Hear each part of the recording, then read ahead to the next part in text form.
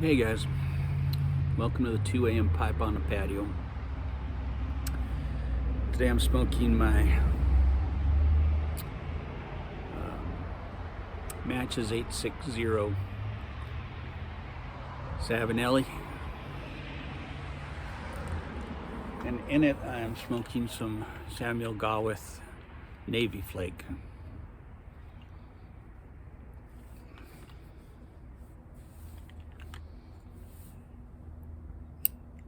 Today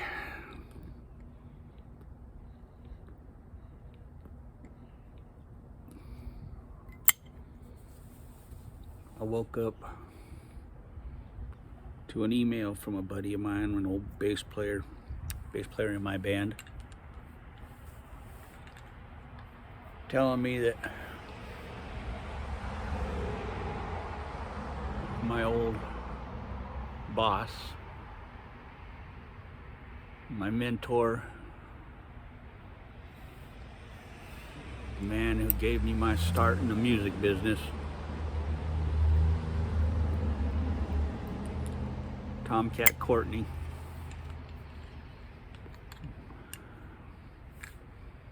blues master, had passed away yesterday at the age of 91.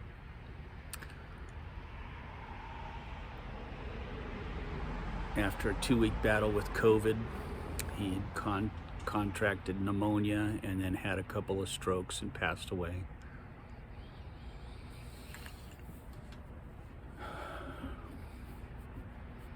TomCat hired me when I was 25 years old, a nobody.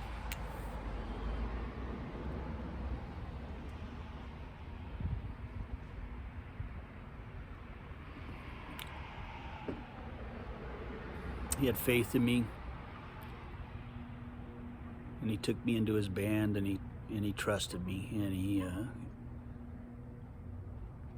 I played with him for 6 years, and I had the time of my life in his band. I learned at the feet of the master, and it was just like a 6-year university course in the blues. And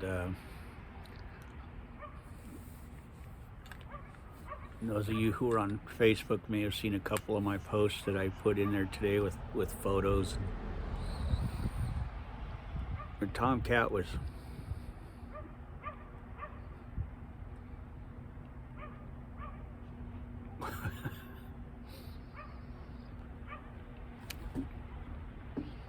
I got a lot of experience with TomCat, a lot of experience, things that you wouldn't experience anywhere else but in the dives on the blues trail, and guys trying to murder us, stuff like that, jumping up on the stage and trying to stab us, and stabbing TomCat, and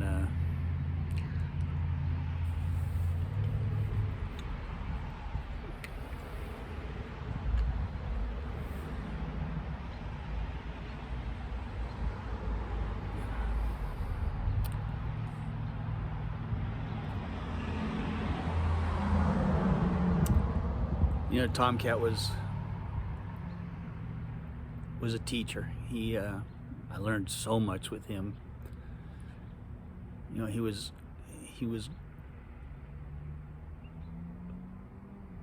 would sometimes chastise me. Every once in a while he'd say, "I like the way you play, John." Most of the time what I heard from TomCat was, "That guitar, you're too damn loud, turn that guitar down." That's what I heard from him more than anything. Me and the drummer. He always called me John, but he never called the drummer by his name. He always called Eric, "Hey drummer, you're too loud." Always called him drummer. "Hey drummer." Eric and I were talking this morning. We were laughing some of the stories, and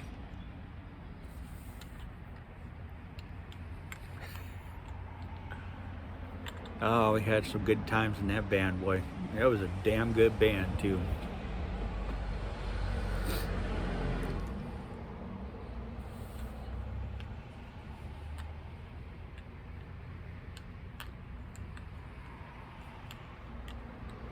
bass player in TomCat's band is Chris James. He's gone on to become an incredible guitar player, and if you look him up, you can buy his records.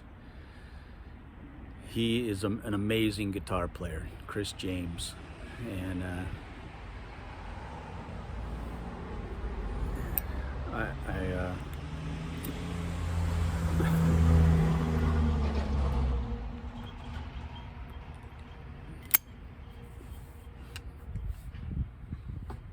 if I can, I'll try and post some links to his albums down below if I'll be able to do it. I don't know if I'll be able to, but he's a phenomenal guitar player and singer.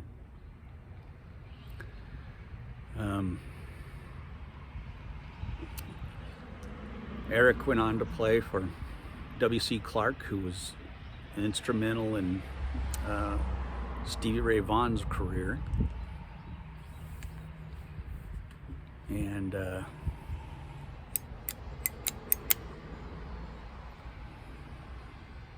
yeah, it was just a great band, man. It was a great band.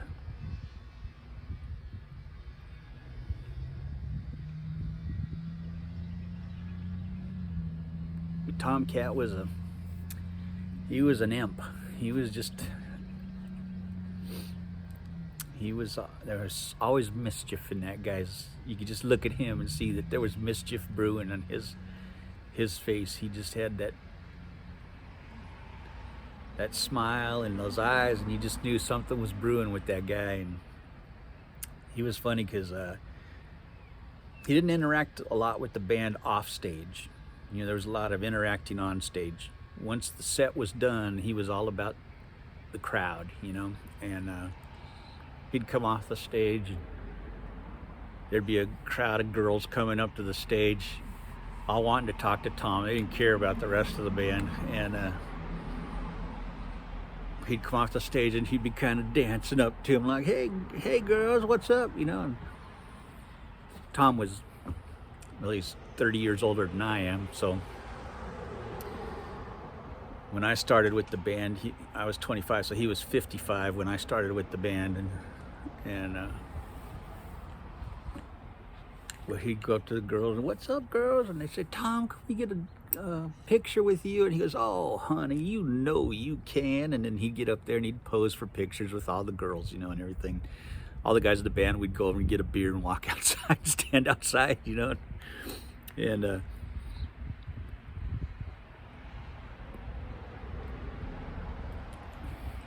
but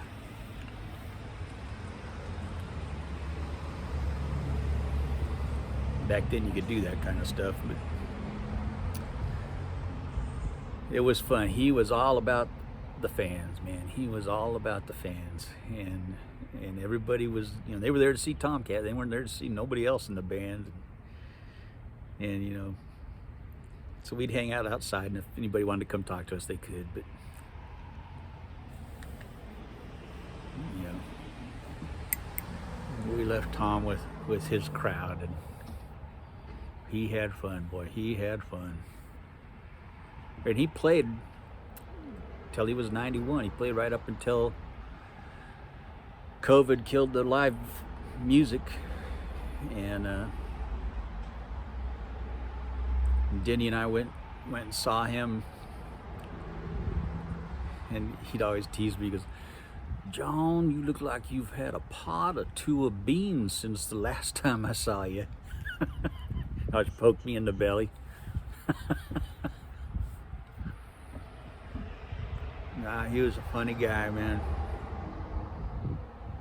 I will miss TomCat. That is for darn sure. He was a character.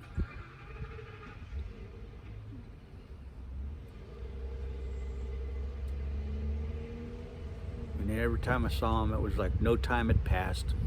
It was just pick up right where we left off, you know. He'd start teasing me, picking on me.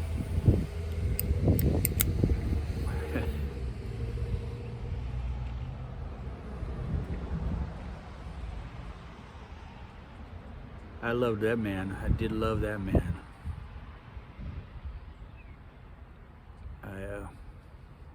I learned so much from him about the right way to do things, right way to play things.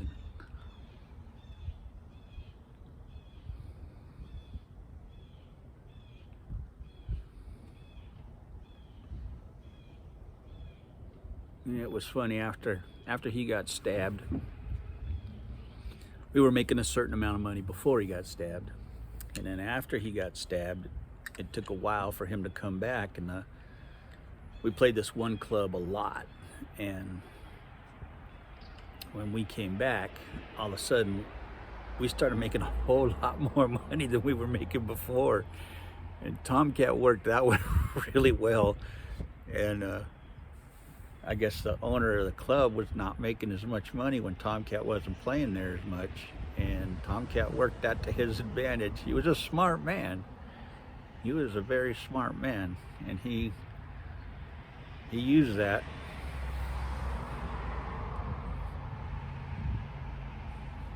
The club owner kept, Tom, when you coming back? When you coming back? When you coming back? I need you to come back, man. TomCat used that. He realized that guy needed him to come back. TomCat came back, and we all started making twice as much money as we were making before. I don't know how much Tom was making more, but we were all making twice as much. And he could have kept us making the same amount we were making before, and we'd have never known. But he was good to us. He was good to us. And I respect him for that, boy.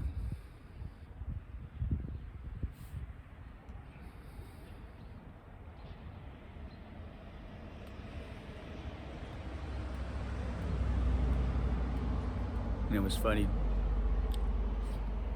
one of the other bands in town, they were a pretty big band, and they came, Joe Longa was their keyboard player, and he pulled up one night after we had finished playing, and he goes, so how much did you guys make tonight? And we told him, he said, we made $7 each tonight. And they were playing this, this big club in Pacific Beach, and they each made $7. I don't know what kind of deal they had going there, but we made $7. I was like, man, you guys need a new manager.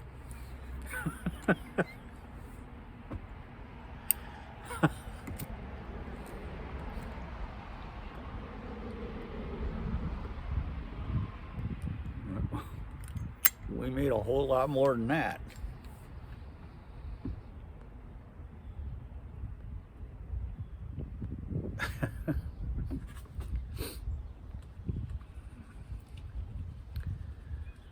We played, this place we were playing was a dive. The Texas Tea House was a dive. I mean, it had like four tops, which was like, four tops are like tables where 4 people could sit. And then it had a pool table where they would put a sheet of plywood over it, and people would sit on that pool table, and then the rest of the bar was standing room only.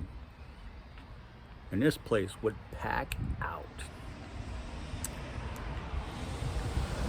And it was shoulder to shoulder.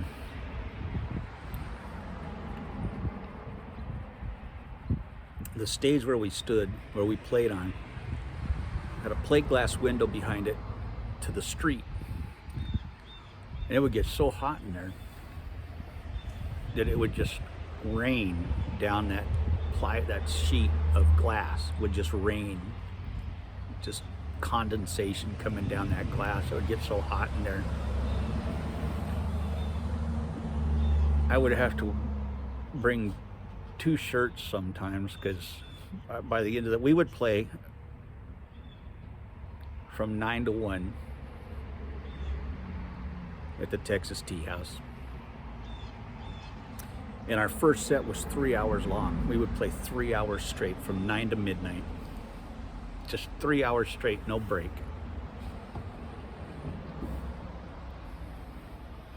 And when we were done, it looked like I looked like I'd been in a wet t-shirt contest, man. It was just like, my shirt was just soaked, just completely soaked through.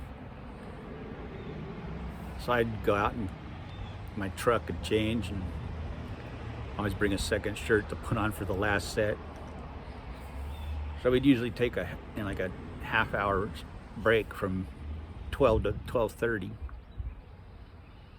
We then come back in and do Lightning Hopkins for the last 30 minutes. 'Cause Tom was a student of Lightning Hopkins. Lightning Hopkins had taught Tom how to play guitar down in Texas. So we'd come in the last half hour, we just played Lightning Hopkins tunes. And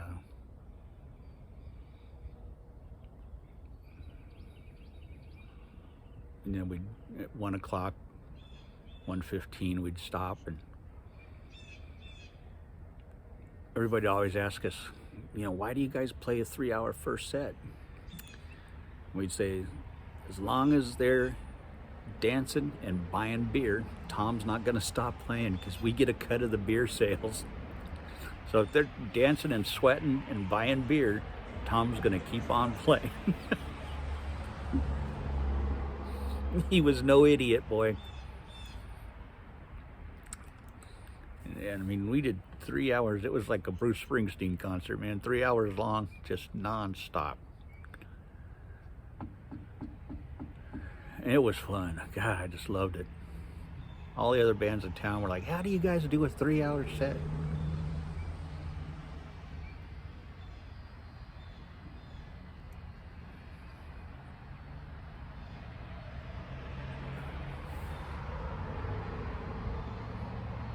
And then we'd go on, play somewhere else, go out on the road or something, and you'd have to do, 45-minute sets. TomCat would still drag it out. We'd do, an hour and a half or something. Unless the bar was really strict with it. The club was real strict with their sets.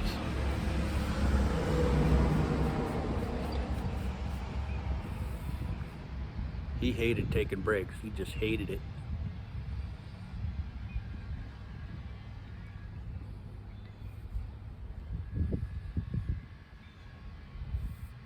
We were like once we got started, we were like a freight train. There was no stopping us, man. He worked us. We earned our money. We earned our money.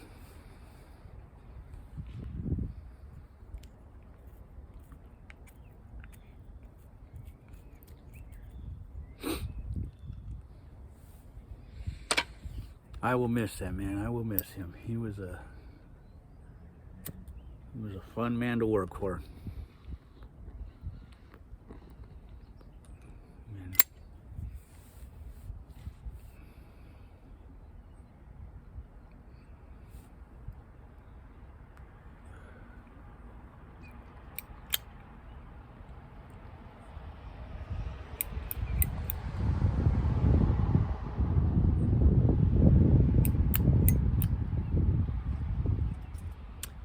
I'll miss him. So anyway,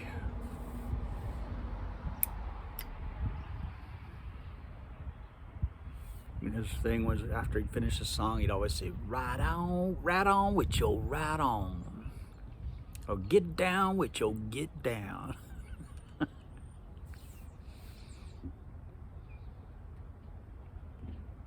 Right on with your right on, baby.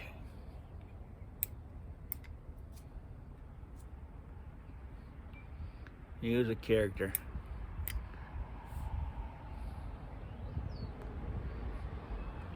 Not too many videos, or I don't know of any videos from back then that are around, but there's a bunch of videos of recent stuff that he's done on YouTube. TomCat Courtney. And but he was something back in the day. He was something. He's got a few albums out. Downsville. If you can get Downsville, that's a great album.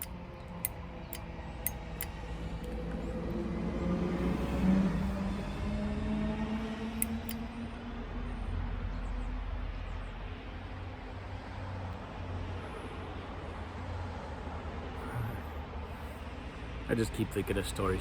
All right, guys, I will talk to you later. I love you guys. God bless y'all. Be safe. Take care.